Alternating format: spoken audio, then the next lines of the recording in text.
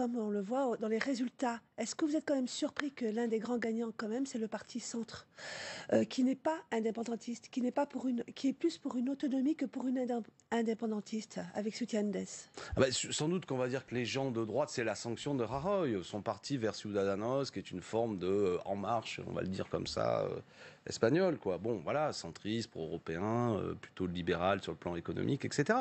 Bon, je suis pas surpris. Enfin, je veux dire, j'aurais préféré évidemment que ce soit plutôt mes amis de Podemos qui fassent une fulgurante progression. Mais ce que ça révèle, je le répète, c'est que tout de même, observons que celui qui aujourd'hui dirige ce pays, M. Rajoy, est ramené quasiment à un état de groupuscule électoral. Et je crois que M. Macron a eu bien tort de réaffirmer par moments une forme de, je vais dire solidarité, même si ça n'est pas si loin, mais enfin, la France n'a pas marqué une distance par rapport à ce que faisait M. Rajoy. Moi, je n'accepte pas qu'aux portes de la France, on réprime lors d'élections, on matraque tel que ça a eu lieu. Enfin, je veux dire, c'est ça qui est sanctionné. C'est-à-dire qu'il n'aurait pas dû intervenir, Emmanuel Macron. Il n'aurait pas dû Moi, j'ai s'exprimer trouvé, sur le nous, sujet. on est d'ailleurs, Jean-Luc Mélenchon était intervenu à l'Assemblée nationale, la France aurait dû quand même faire entendre une voix disant qu'il y avait des choses qui n'étaient pas tolérables, et j'ai peu entendu de la part du président de la République, quand même une forme de mise à distance, de mise en garde, on va dire. Il y a même plutôt, vous me corrigerez parce que vous avez plus ça en tête, mais des formes de réaffirmation de soutien de la part du président de la République à M. Rajoy. Il avait dit qu'il avait parlé aux différentes parties sans vanter, en le faisant discrètement. Il avait dit que Qu'il parlait aux différentes parties sans en faire état, forcément. Mais alors, finalement, ce scrutin ne sert pas à grand-chose. C'est-à-dire Quelle lecture doit-on en avoir? Ah non, mais après, il reste là-bas une complication depuis des années, pris entre deux blocs relativement comparables, etc. Bon, il faut en sortir par l'eau. Nous, on est pour une assemblée constituante en France et on a même proposé un peu le même genre d'idée, pourquoi pas sur le territoire espagnol. C'est-à-dire que moi, je dis attention, après, les habitants que ce soit de la Catalogne ou du reste de l'Espagne sont confrontés aux problèmes sociaux, je crois, des politiques libérales qui font mal au pays, des politiques d'austérité, des problèmes de chômage de masse, et que ce dont j'ai peur parfois, c'est qu'à force de discuter toutes ces questions-là, qui nécessairement rendent les choses assez binaires, font une forme de campisme, t'es pour ou contre l'indépendance, etc. Bon, ça n'aide pas toujours. Ce scrutin qui avait pour but de marquer la fin de la crise, en tout cas de tenter d'apaiser les esprits, ça ne marche pas. Non, mais de toute façon, on ne règle pas une crise en dissolvant comme ça de manière autoritaire, en frappant les gens qui vont aller voter, en pourchassant un homme qu'on peut critiquer, M. Puigdemont, et tout ce qu'on veut, mais enfin, de là, c'est un homme dont les actes sont d'ordre politique, de là tout de même. Et qui doit revenir en Catalogne maintenant? Il me semblerait quand même, je veux dire, c'est quand même incroyable. Incroyable, non mais les gens ont fait campagne. On a l'impression qu'on a affaire à une forme de pays autoritaire, où les leaders politiques sont obligés de faire campagne à distance ou par Twitter. Enfin, tout à l'heure, un de vos chroniqueurs le rappelait. Enfin, imaginez ça en France, que Jean-Luc Mélenchon ou je sais pas qui doivent partir à l'étranger pour faire campagne, parce que s'il revient sur le territoire national, il se fait arrêter. Vous disiez que Carles Puigdemont a fait campagne depuis Bruxelles. Que doit faire maintenant l'Union européenne face à ce résultat? Rien, enfin je veux dire, c'est pas l'Union européenne de se mêler aussi comme ça en permanence des politiques qui ont lieu. Vous savez, moi je pense que l'Union européenne donne trop souvent son avis sur beaucoup de choses. Donc cette affaire, c'est au peuple concerné de régler les problèmes. Voilà, c'est tout. Peut-être l'Union européenne devrait peut-être pas réaffirmer comme elle le fait. Mais l'Union européenne là-bas, c'est Monsieur Rajoy en vérité. Hein. C'est pas voilà. L'Union européenne, c'est Rajoy. Et elle fait 3%. Alors, 3 députés. Justement, pour parler on va peut-être changer de sujet parce que moi, je suis pas. Je suis comme vous au milieu de la vie, j'ai pris les résultats. On va continuer à parler de l'Union européenne. On va continuer à parler de l'Union européenne, mais on va changer de sujet. On va parler de la Pologne et de l'Autriche. La Commission européenne, elle a déclenché une procédure inédite contre la Pologne, accusée de violer l'état de droit. En revanche, aucune réaction concernant l'Autriche, alors qu'il y a 3 ministères régaliens qui reviennent à l'extrême droite. Est-ce qu'il y a deux poids, deux mesures? Est-ce qu'il y a une ambiguïté de la part de l'Union européenne? Oui, bien sûr. Non, mais il y a des tas d'ambiguïtés. De toute façon, c'est insupportable. Ces gouvernements nationalistes, xénophobes pour certains, illuminés sur le plan religieux pour d'autres, qui naissent de cette construction européenne. Voilà. Je veux dire, on a souvent une Union européenne qui fait la leçon à beaucoup de pays du monde. Et nous, la France insoumise, on nous accroche au paletot des fois des soi-disant amitiés avec certains, etc., où on veut nous embarquer sur le plan international dans des soutiens que nous n'avons pas toujours, mais il y a une forme, bien souvent, on ferme les yeux sur des, comment dirais-je, des responsabilités politiques au sein de l'Europe qui n'indignent pas parce qu'elles participent à cette construction libérale. Moi, le gouvernement polonais, je n'ai aucune sympathie pour lui, je trouve que c'est des conservateurs, mais plus que ça, des obscurantistes religieux, franchement, et je m'inquiète de voir ce qui se passe aujourd'hui en Autriche, bien entendu, mais le problème, au bout d'un moment, sortons de ce côté, c'est observons ce processus politique qui fait monter les nationalismes. L'Union européenne telle qu'elle se construit dresse les peuples les uns contre les autres, met en place des concurrences déloyales. La circulaire des travailleurs détachés que M. Macron n'a certainement pas abrogée ni modifiée amène à ce que vous avez aujourd'hui une concurrence. On a fait rentrer des pays européens auxquels on a dit votre valeur ajoutée, ça va être que vous êtes moins disant social. On a organisé un dumping, on a délocalisé des entreprises qui sont allées s'installer dans certains pays, évidemment pas en raison du climat ou je ne sais trop quoi, mais parce qu'il n'y avait quasiment pas de code du travail, que les gens étaient payés moins cher, etc., etc., etc. Tout ça fait monter des nationalismes, exacerbe. Est-ce que tout ça peut entraîner une vague populiste aux élections européennes ? C'est un élément d'explication de ce qui se passe d'ailleurs en Espagne. Alors, sur la vague populiste, il faudrait qu'on discute, parce que moi, le mot populiste, j'aimerais qu'on le définisse. Ça veut dire quoi, être populiste ? Je veux dire, si c'est parler au nom du peuple, moi j'essaye d'être populiste. J'ai pas de problème avec ça. Arrêtons de faire des mots paralysants qui sont des mots valises qui veulent plus rien dire. Tout le monde était populiste. À une époque, Ségolène Royal était populiste. Après, on est passé de Jean-Luc Mélenchon. Parfois, on appelle Madame Le Pen. À moins de faire un mot fourre-tout où il s'agit de salir tout le monde, ça ne sert à rien. Par contre, on peut parler d'extrême droite, ça existe, d'obscurantisme religieux, de racisme. Vous voyez ce que je veux dire ? Donc, ça déclenche une vague, par contre, que je vais qualifier de nationalisme, c'est-à-dire de ceux qui pensent que c'est uniquement le peuple de son pays qui posséderait des vertus particulières contre les autres. Moi, je suis internationaliste, mais je suis aussi un souverainiste. C'est-à-dire que je pense qu'il faut créer les conditions d'un contrôle populaire des décisions et pas que tout ça nous échappe par une bureaucratie européenne qui défend une politique que je ne soutiens pas sur le plan économique. Alors on parle de l'Europe et puis on va élargir un petit peu le spectre. Emmanuel Macron reçoit aujourd'hui le président palestinien Mahmoud Abbas, 2 semaines après le Premier ministre israélien Benjamin Netanyahou. La France doit-elle jouer un rôle médiateur dans ce dossier, surtout quand on voit l'attitude des Américains ? Moi, je pense qu'il faut la paix. La paix, la paix, la paix. Voilà, je ne souhaite pas que toutes les tensions de ce conflit israélo-palestinien qui dure depuis trop longtemps viennent en France, sur le territoire national, pour nous déchirer. Je ne suis pas d'accord.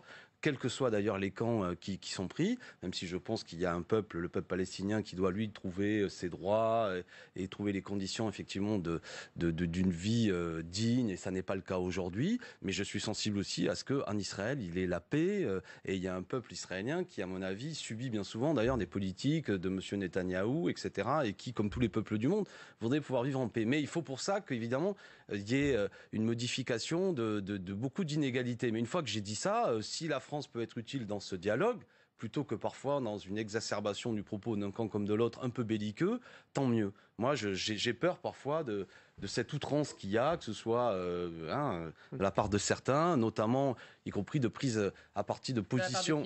Non, mais il y a parfois de la part de certaines personnes qui, en raison de leur confession en France, prennent immédiatement parti pour le gouvernement israélien, quelle que soit d'ailleurs sa couleur politique, que je trouve dommage, parce que ça perd toute vue. On peut être attaché à la sécurité d'Israël sans pour autant considérer que tout ce que va faire le gouvernement israélien est bien, et voilà. On passe à la politique française. Alexis Corbière, qui est notre invité aujourd'hui dans le Territoire d'Info. Édouard Philippe a annoncé hier des consultations à partir du 11 janvier sur la politique migratoire.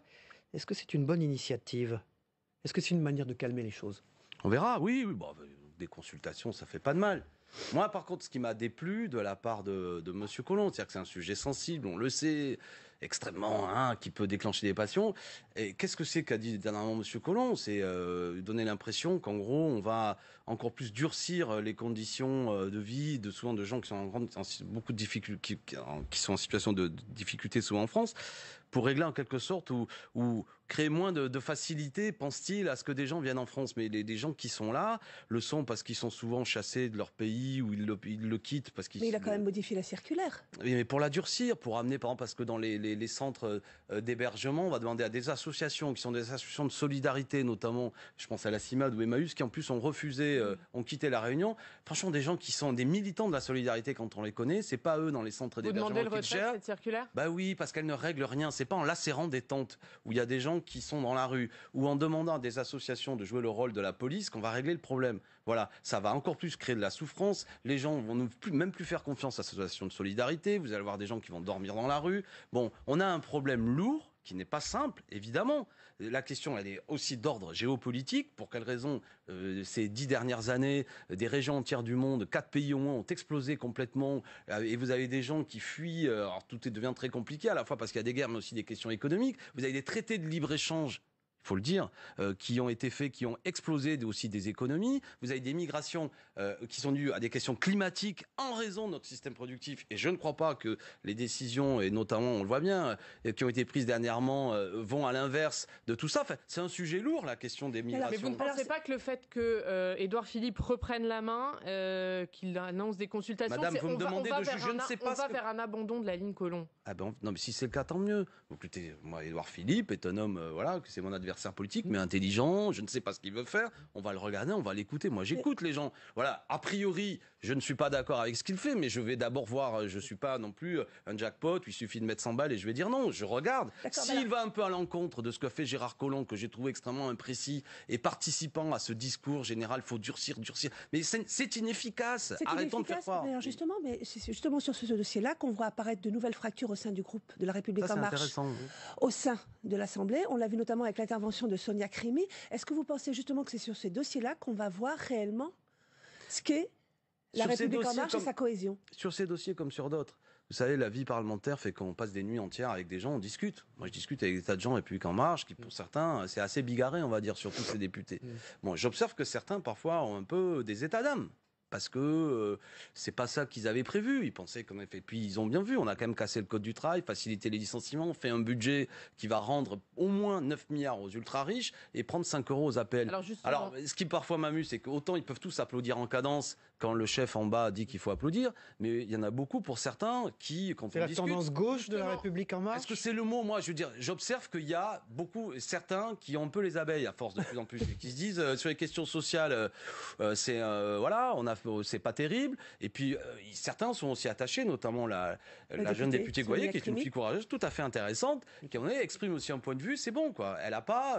je veux dire, au deuxième tour, M. Macron a été élu pour battre le Front National. D'accord? Et on n'oublie pas. Donc, il ne faudrait pas non plus qu'on fasse croire. Moi, en plus, je suis pour des politiques efficaces d'immigration. Mais de quoi parlons-nous? C'est pas en brimant des pauvres gens qu'on règle le problème. On ne fait rien. On fabrique encore plus de désordre. Des gens qui dorment n'importe où, encore plus éloignés, qui fuient la police dès qu'elle arrive et qui fuient les associations de solidarité dès qu'ils s'approchent. Bon, c'est pas une solution. On parle du budget. Oriane Mancini. On parle du budget, Alexis Corbière. Il a été voté hier par le Parlement. Vous avez déposé, avec d'autres groupes de gauche, un recours devant le Conseil constitutionnel. Pourquoi? Parce qu'on trouve que c'est un budget qui est tellement injuste, tellement caricaturalement injuste, qui pose problème. On l'a fait avec d'autres groupes, on verra comment tout ça évolue, mais tout de même... Pourquoi vous parlez de la sincérité? Parce que, notamment, la modification, vous me prenez à froid, la modification, notamment la mise en place de la flat tax, risque d'avoir des conséquences économiques non maîtrisées. Vous avez une tribune d'économistes qui avait été publiée dans le Monde, enfin un économiste dont j'oublie le nom alors qu'il est, pardon, qui avait pointé ça. Donc en vérité, on va avoir une réduction des rentrées fiscales beaucoup plus importante que ce que nous le dit Monsieur le maire, qui dit il faut faire confiance. Donc voilà, le débat va avoir lieu. Certains économistes nous aident dans cette réflexion. On ne peut pas impunément créer des systèmes où vous réduisez la fiscalité, notamment pour les plus riches, et créer les conditions, ça va créer des conditions d'un déséquilibre du budget à l'arrivée. Justement, ce budget, vous se voulez celui du pouvoir d'achat. L'INSEE vient de mettre un carton rouge en parlant notamment d'une hausse de 4,5 milliards de hausse d'impôts pour les ménages. Le gouvernement dit que c'est pas tout à fait ça. Ah ouais, non, mais voilà, moi je pense que l'INSEE a raison de pointer... Vous allez avoir un coup de massue fiscal ? Du moins, vous allez avoir l'augmentation de la CSG pour beaucoup, notamment des retraités. Vous allez avoir une situation, effectivement, qui va être de plus en plus difficile. Puis vous avez un pouvoir d'achat qui va rester scotché. C'est quand même ça le problème pour beaucoup de salariés. Bon, donc à l'arrivée, c'est rien de bon pour nous tous. Et puis, qu'on vienne de m'expliquer, là encore, pour quelle raison il fallait réduire l'ISF qui concerne non pas les riches, mais la poignée d'ultra-riches. Qu'est-ce que c'est que cette histoire? Qui peut croire qu'aujourd'hui, le fait que les 500 000 Français les plus aisés doivent retrouver encore plus d'argent, que nous devons leur rendre de l'argent public? C'est surtout ça qui est agaçant. On ne cesse de traquer à tout moment les choses pour dire qu'il faut réduire les dépenses publiques, il faut faire des économies, etc. Et puis on en vient à rendre de l'argent. C'est-à-dire, tout ça est absurde. C'est la théorie qu'on a appelée du ruissellement, totalement fumeuse, qui consiste à dire que parce que les ultra-riches auront encore plus de biens, ça profitera à l'économie. C'est tout l'inverse qui a lieu. Et il y a beaucoup d'inefficaces efficacité, je trouve, face à la fraude et l'évasion fiscale. J'aimerais insister là-dessus, quand même, qui est quand même le gros dossier, 60 à 80 milliards d'euros chaque année qui part en fraude et évasion fiscale. J'ai rien entendu d'efficace. Alors vous parlez justement des cadeaux fiscaux qui ont été faits. Alors il y a quand même un joli cadeau qui a été fait par le magazine Capital, qui vient de publier un classement et qui justement vous attribue de très bonnes notes sur votre travail parlementaire, contrairement à La République En Marche. Vous êtes même les députés de la France Insoumise sont pointés comme des très gros bosseurs, contrairement à d'autres, et on pense notamment à Claire Aupetit qui a été plutôt reçoit un carton rouge pour son travail au sein de l'Assemblée. Est-ce que vous êtes surpris ? Est-ce que c'est le fait d'être peu nombreux qui vous oblige justement à vous démultiplier au sein de l'Assemblée ? Oui, non, mais il y a ça. Hein. Il y a le fait qu'on essaie au groupe que nous sommes à faire autant que les autres. On y arrive bien. Moi, bon, ça m'amuse de vous avez cité le nom d'une députée, je veux dire, je veux pas accabler, mais qui avait été très méprisante avec les milieux populaires en disant dans une entreprise, etc. Dans une entreprise, son comportement, il l'amènerait un petit peu la porte. Tout ça pour dire qu'elle devrait être un petit peu plus modeste, avoir un peu plus de compassion pour les gens modestes. Cette dame qui a donné beaucoup de leçons avec un vocabulaire très méprisant. Bon, et nous là-dedans, on bosse. Alors, j'aimerais au moins, on a le droit, je profite de ce micro pour dire, on a le droit de pas être d'accord avec ce que nous disons, évidemment. Par contre, j'aimerais que cesse parfois de la part de certains, je ne parle pas de vous en l'occurrence, mais le côté, la France Insoumise, ils proposent rien, etc. Nous proposons près de 2000 amendements. Ils ne sont pas retenus, très bien. Nous déclinons notre programme, l'Avenir en commun, qui avait 357 propositions. On a le droit de pas être d'accord avec lui. Mais on n'est pas obligé parfois de ne caricaturer en disant il y a une opposition qui ne porte rien. Parce que quand on fait ça, on participe à une propagande qui vise à ne pas dire ce que nous disons. Par exemple, François Hollande qui est sorti de sa boîte pour dernièrement nous flétrir et dire ouais, de toute façon, Mélenchon et ses amis, ils n'ont pas de programme. On a envie de dire hey Joe, ce serait bien que tu suives un peu le débat. Déjà, on a proposé un programme. Le fait qu'il ne l'ait même pas lu est un problème. Ou alors le fait qu'il cache l'existence d'un programme est aussi un problème. Et je dis lui parce que aussi M. Macron, l'autre jour, lors d'une interview extrêmement d'ailleurs pugnace, est venu à dire parfois qu'il écoutait mais qu'il fallait faire des propositions. Nous en faisons. Mais il y a le rouleau compresseur. Voilà, qui vise à retirer... On va parler de Jean-Luc Mélenchon. Vas-y, Cyril. Non, allez. Alors, Jean-Luc Mélenchon. Hier, on recevait sur ce plateau Laurent Berger, le secrétaire général de la CFDT. On lui posait la question sur la stratégie de Jean-Luc Mélenchon et des syndicats pour mener l'opposition face à Emmanuel Macron. Il nous a répondu que Jean-Luc Mélenchon arrête de nous donner des leçons. Qu'est-ce que vous lui dites à Laurent Berger ? Non, mais il n'a pas entendu ce que dit Jean-Luc Mélenchon. On ne donne pas des leçons, mais par contre, on s'exprime sur les raisons pour lesquelles une offensive contre le Code du travail extrêmement rude est passée. On pense qu'il aurait pu avoir une autre forme d'organisation, une résistance unie contre ça, et on a le droit tout de même, c'est pas une vache sacrée, Monsieur Berger, on ne se mêle pas de ses affaires internes, mais on a le droit d'avoir une opinion sur ce que font les organisations syndicales, les organisations politiques, etc. Donc qui viennent pas polémiquer avec lui. Est-ce que la stratégie de Jean-Luc Mélenchon était la bonne ? C'est-à-dire ? Est-ce que ce n'est pas ça qui a affaibli l'opposition face aux réformes ? C'est quoi ça ? Moi je veux bien. Mais... La division entre le syndicat et le politique. Mais nous, on a fait l'inverse. Vous êtes d'accord que sur le fait qu'on a appelé tout le monde à converger.